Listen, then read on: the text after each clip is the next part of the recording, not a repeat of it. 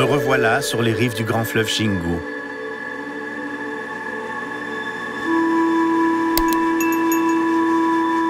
C'est ici, il y a 20 ans maintenant, que j'ai pour la première fois eu l'honneur de visiter les Kalapalo.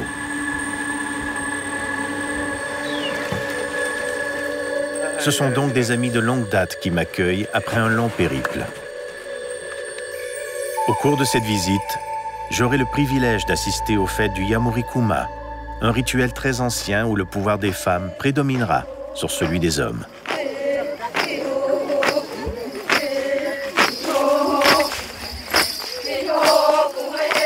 Sitôt arrivées, ce sont elles qui m'accueillent avec leurs chants et leurs danses pour me faire comprendre qu'elles contrôlent maintenant le village.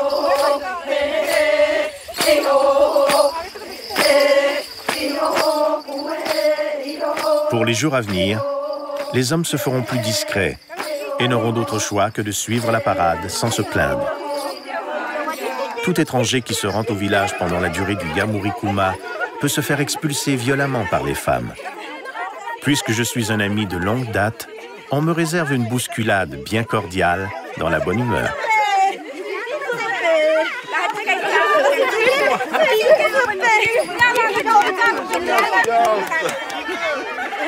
Je retrouve ma bonne amie Sangai. Elle m'accueille comme si j'étais un membre de sa famille. Elle est la doyenne et la gardienne des traditions des Kalapalo. On m'a frappé. Elles ont déchiré ma chemise. C'était tout un accueil, ça. Ça arrive. Tout va bien. À partir de maintenant, je deviens à nouveau un des leurs.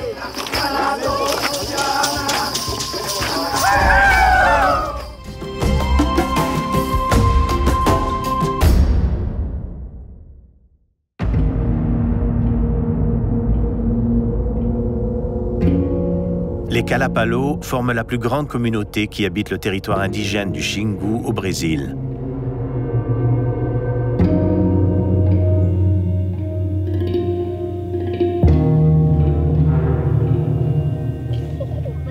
Le village de Aia compte 600 individus. À cheval entre deux mondes, mais bien ancré dans un mode de vie ancestral. Ici, le temps n'a plus d'importance.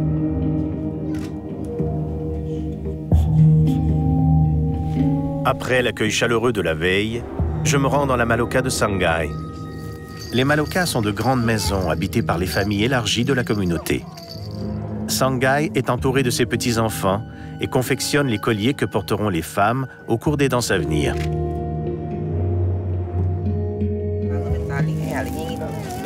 J'aime beaucoup Sangai. Chaque fois que je viens ici, elle m'accueille chez elle ou m'envoie chez un membre de sa famille. J'ai toujours été proche d'elle, dès le premier moment où je l'ai rencontrée.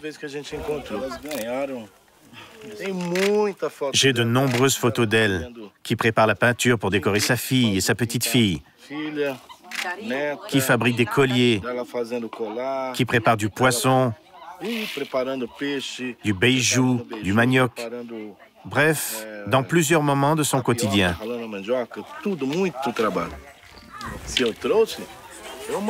J'ai envoyé une grande quantité de perles de Sao Paulo. 50 ou 60 kilos. Les avez-vous reçues? Oui, j'étais très contente de recevoir ces perles. Toutes les femmes en ont reçu un sac pour la fête.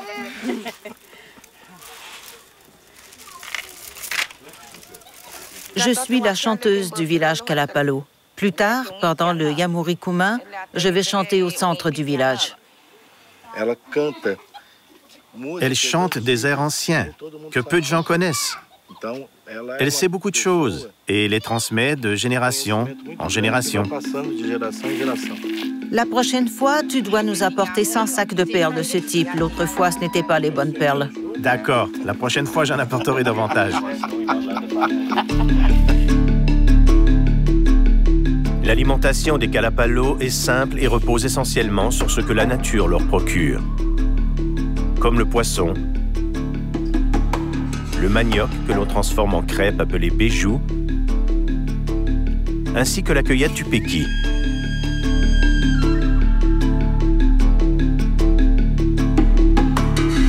J'accompagne dans la forêt Sangai et son mari Tafukuma, le chef de la communauté, qui vont cueillir ce fruit sacré qu'est le peki. Selon les Kalapalo, ce fruit fortifie le corps et l'esprit tout en nourrissant le souvenir des disparus. Comme si les morts participaient toujours à la vie en lançant du haut du ciel la nourriture des vivants. On ne cueille pas vraiment le peki, on le ramasse simplement par terre quand il tombe. On ramasse du peki, on le coupe pour qu'il sorte. Je l'ai planté ici. Et avec le temps, le voici, notre peki. Regarde, Renato. Regarde, mon ami. Goody. Beaucoup de gens veulent les semences de notre peki.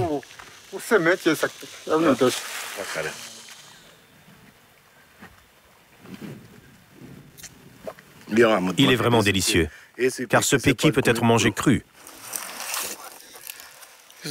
Ce sont ses grands-parents et ses arrière-grands-parents qui ont planté tous les pekis de cette forêt.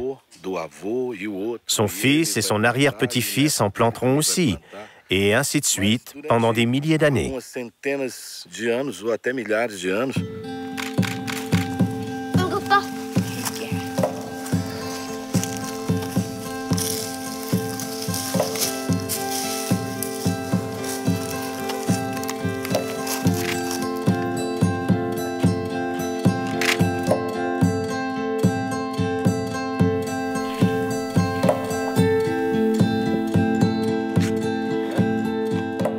Ils sont délicieux et on y retrouve beaucoup de vitamines. C'est un fruit vraiment merveilleux, très complet.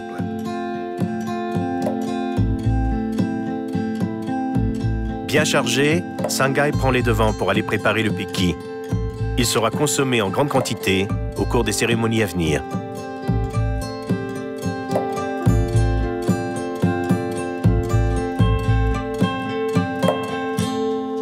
Pour ma part, je vais aller rejoindre les hommes du village.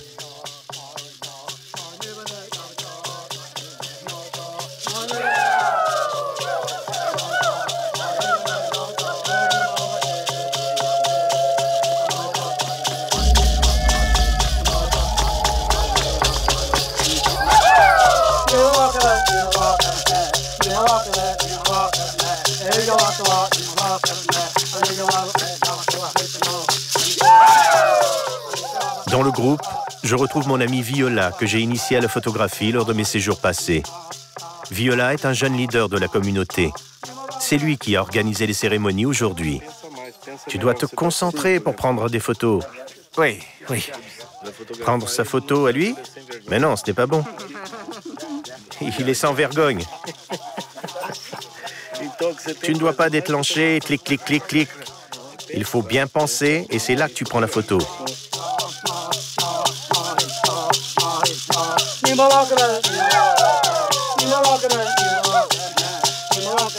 Aujourd'hui, juste avant la cueillette du peki, nous avons décidé de faire la fête. Pendant la fête des poissons, nous on danse, car bientôt les poissons vont frayer. Ici, c'est la maison des hommes. L'homme peut y entrer, mais pas les femmes. Car à l'intérieur, il y a les flûtes sacrées. Les femmes n'ont pas le droit de les voir. Dans les nations de Xingu, les rôles des hommes et des femmes sont très bien déterminés. Demain, lors du Yamurikuma, ces rôles définis entre les genres vont changer.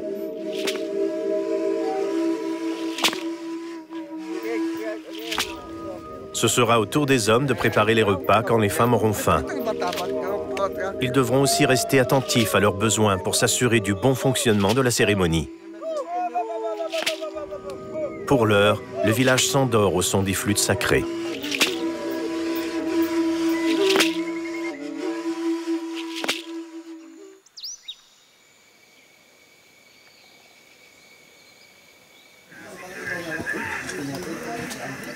Ce matin, les femmes ont abandonné leurs tâches habituelles. Les hommes ont été chassés des Malokas. Tu peux peindre ce côté, s'il te plaît? Tu peux peindre ce côté, s'il vous plaît?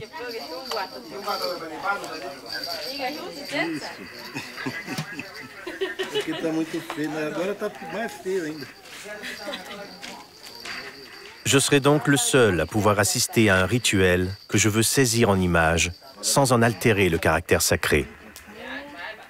Montre-moi ton visage.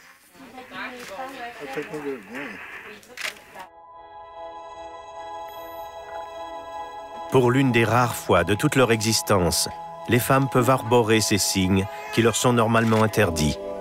Des peintures qui représentent les différents esprits de la forêt et qui vont leur donner de la force et du courage.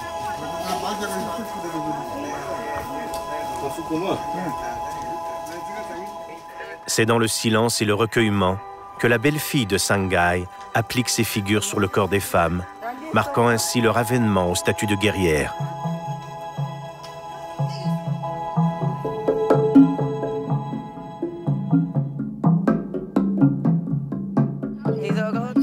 Si des visiteurs arrivent au village en ce moment, ils seront malmenés, comme on a fait avec toi, Renato. C'est comme ça, et c'est une règle depuis toujours.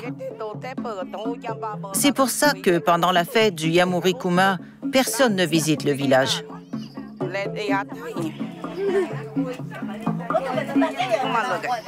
Pendant le Yamurikuma, nous devenons les chefs du village. Dernière touche à leurs apparats. Les femmes accaparent maintenant les coiffes et parures qui, normalement, appartiennent aux guerriers. Le village gagne un nouveau rythme, orchestré par l'univers féminin, dominé par les guerrières du peuple Kalapalo.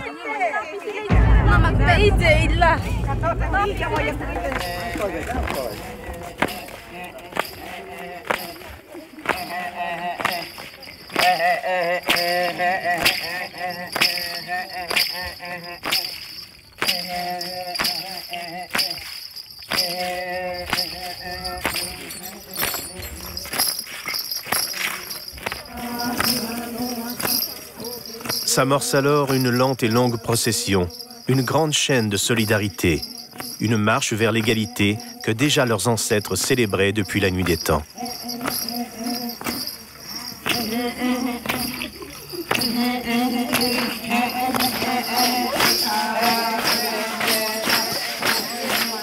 Aucune hutte, mis à part celle où se réunissent les hommes, n'est oubliée.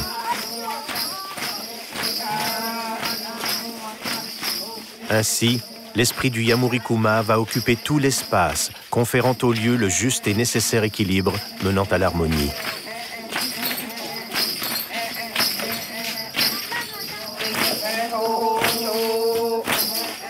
Rétablir un équilibre précieux entre les hommes et les femmes en montrant la puissance du groupe. C'est le sens profond de ce défilé qu'on n'observe nulle part ailleurs qu'ici, au cœur de la forêt.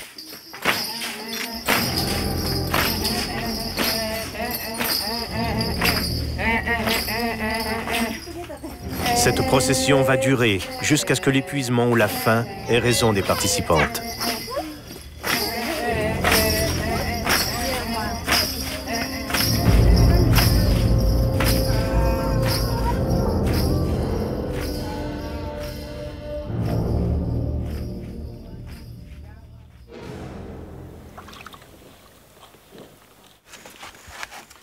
Pendant que les femmes continuent à danser, avec mon amie Viola, nous partons à la rencontre d'un pêcheur qui revient bien chargé.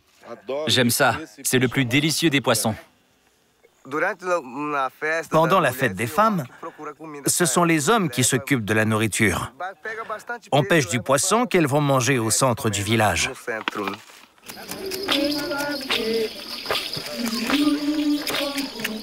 On me charge de nettoyer les poissons qui vont nourrir les guerrières. Ici, on va faire cuire le poisson.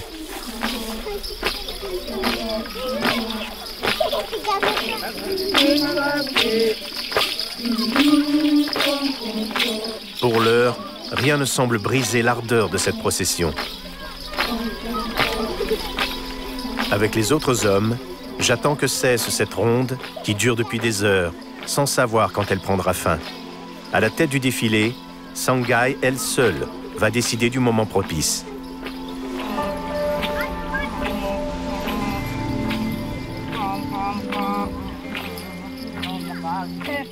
Elle est à la tête d'une grande procession en l'honneur de la tortue.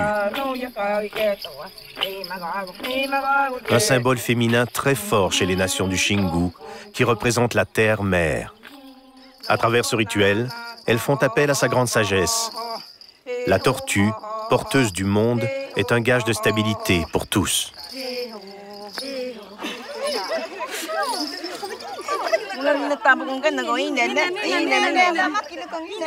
Orisé, un homme de la tribu, frappe le corps de Sangai pour briser le lien de solidarité.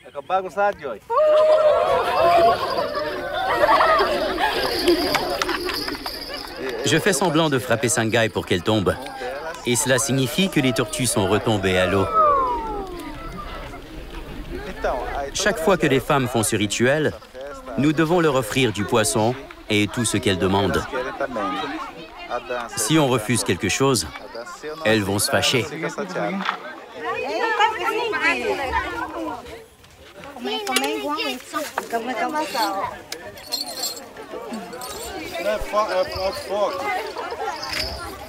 Ça y est, merci.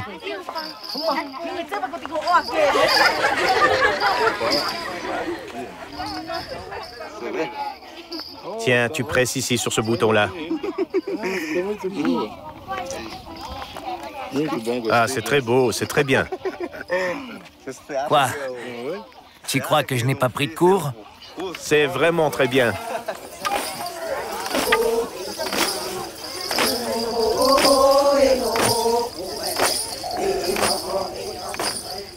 Viola, que j'ai initiée il y a longtemps au maniement de l'appareil, va à son tour saisir les images qui font des siens un peuple à part.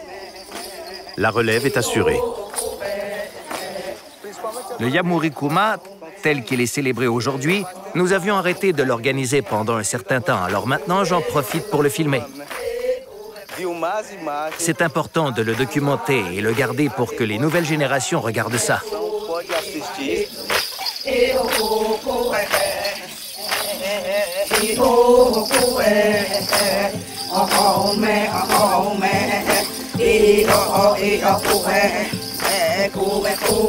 S'il existe un homme heureux dans le monde, il se trouve ici, dans ce petit morceau du Xingu.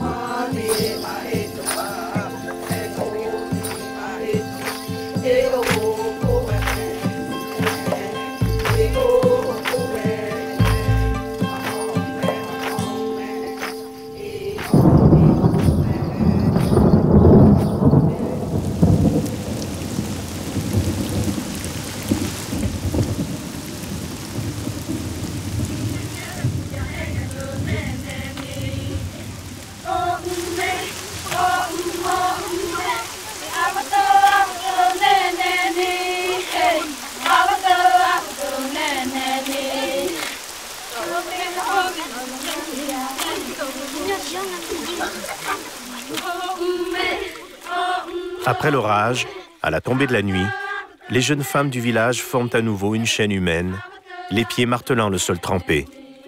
Leurs chants vont résonner jusqu'à tard dans la nuit.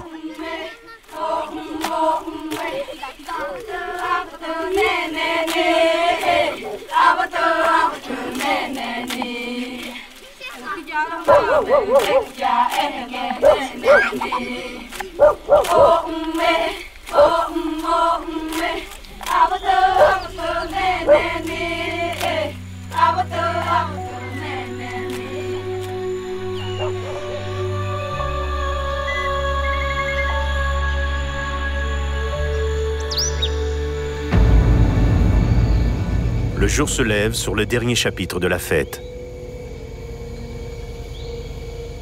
Le Yamurikuma culmine avec les combats du Uka-Uka. Une lutte traditionnelle, normalement exclusive aux hommes. Attention, Renato est demandé à la maison des hommes.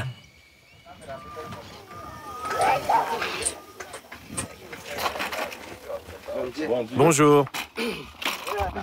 Tu t'es bien reposé? J'ai bien dormi. La pluie était bonne, on a tous bien dormi. Ce sera une superbe journée. Maintenant, ce que nous attendons est l'arrivée des femmes. Plus tard, on aura la lutte ou uka-uka. C'est pour cette raison que les hommes se sont réveillés, encouragés de voir les combats. Pour ce grand jour, les hommes me font l'honneur de me parer de peintures sacrées.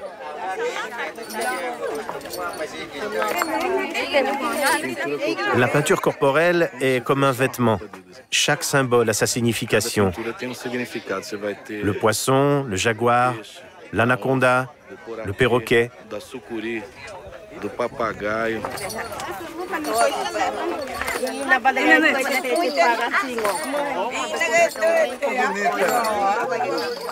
Mon costume est complété par un collier de griffes de jaguar, ainsi que par une ceinture de champion de lutte, un honneur, un privilège. Voilà, je suis habillé. Là, tu es beau, tu parais bien. Allez, va prendre des photos.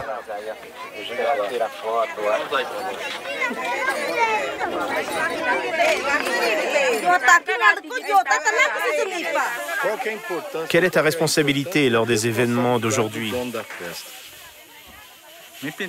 Je me suis peinturé pour être debout devant les femmes. Car aujourd'hui, il va y avoir la lutte.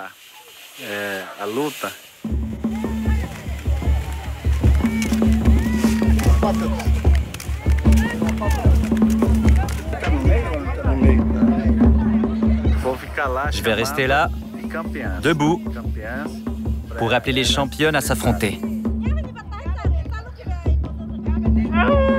C'est la démonstration de force et de courage des combattantes. Les meilleures vont tout d'abord s'affronter sous les encouragements des hommes et de celles qui, pour le moment, restent en retrait.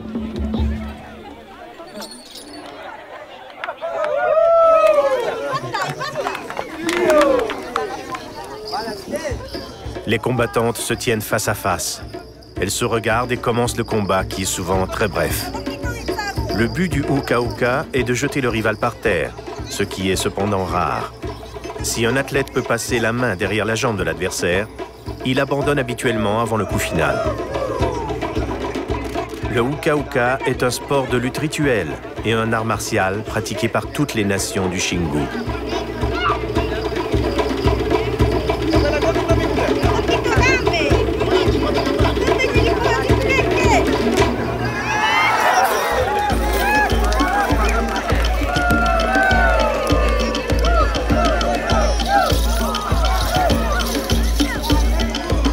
La joute devient alors collective. Même les plus jeunes vont se mesurer entre elles. Malgré l'intensité des combats et la fatigue des lutteuses, toutes sortent indemnes de cette démonstration de force. Cette fois, les femmes ont bien lutté. Alors c'est clair et certain qu'elles ont notre respect, car elles prennent soin du village, prennent soin des autres femmes. Et certainement que nous les respectons, car elles ont montré leur force. Ce n'est pas tout le monde qui a la chance d'avoir développé une longue relation avec eux qui a évolué à travers le temps. Et même là, c'est un privilège.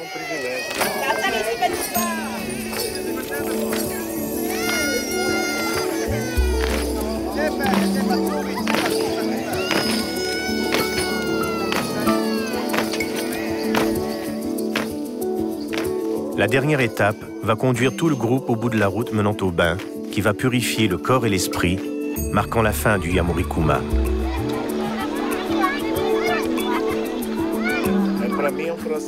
Je me sens transformé chaque fois que je viens ici. J'ai eu le privilège et l'honneur de photographier plusieurs jeunes filles qui sont devenues des femmes aujourd'hui.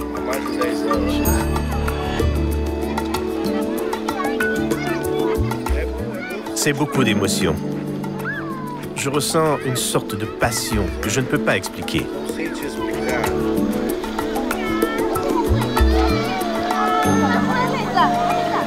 Les femmes apportent la paix.